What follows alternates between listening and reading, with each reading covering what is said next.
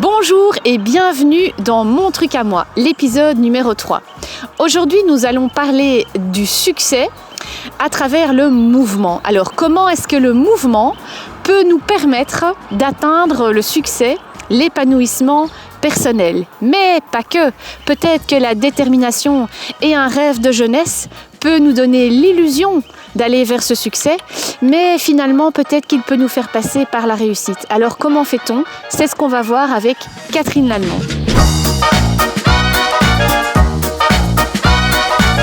Bonjour Catherine. Bonjour Céline. Alors, qui es-tu? Alors, je m'appelle Catherine Lallemand, je suis running coach et personal trainer, principalement auprès des entrepreneurs qui souhaitent utiliser le mouvement comme outil de développement personnel. Et je suis une ancienne athlète de haut niveau, accomplie, et puis une femme heureuse en couple avec Frédéric qui a 2 enfants et nous habitons à Nîmes, j'ai 43 ans. Alors, qu'est-ce qui a été pour toi un déclencheur dans ta vie pour t'orienter dans tes choix de vie? Alors moi, ça a été clairement le mouvement depuis le départ, puisqu'en 92, j'étais devant la télévision, c'était les Jeux Olympiques à Barcelone. Et en fait, je me suis retrouvée face à l'écran avec Marie-Josée Pérec, que certains connaissent peut-être, une grande athlète olympique. Elle était belle, elle était grande, elle était élancée et en fait, il y avait vraiment les projecteurs qui étaient braqués sur elle. Et qu'est-ce qui s'est passé alors à un moment donné par rapport à ce choix de vie? Il y a eu un événement assez important qui s'est produit. Est-ce que tu peux expliquer lequel? À l'âge de 12 ans, donc, j'avais déjà pas mal cogité sur ce que je voulais et donc je voulais être une championne. Et à un moment donné, je me suis dit, mais tiens, si je perds du poids, en fait, je vais courir plus vite. J'ai mangé de moins en moins et j'ai perdu plus de 12 kilos en une année. En fait, j'étais tombée dans l'anorexie. Je me suis retrouvée à l'hôpital pendant plus de 3 ans.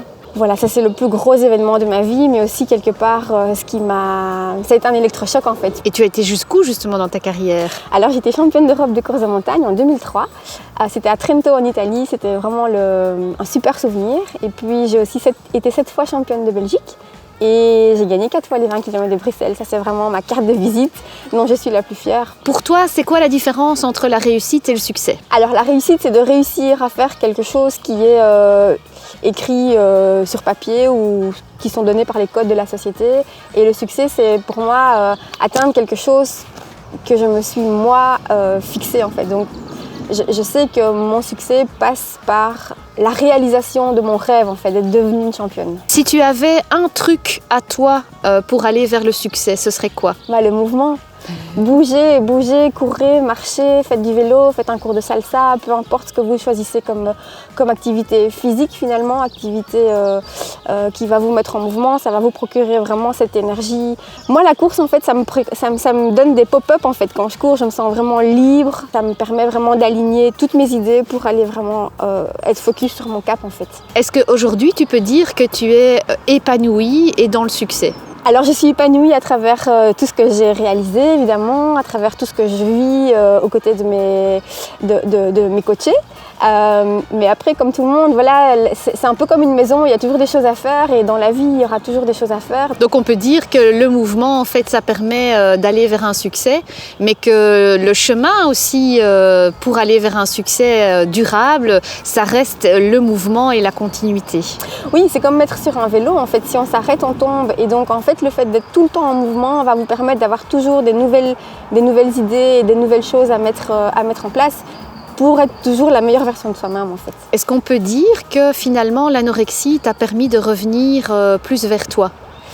Ce qui est clair, c'est que sans l'anorexie et sans être anorexique, je n'aurais jamais réalisé ce que j'ai fait. Je pense que c'était écrit et que je devais vivre cette épreuve pour être la personne que je suis devenue aujourd'hui.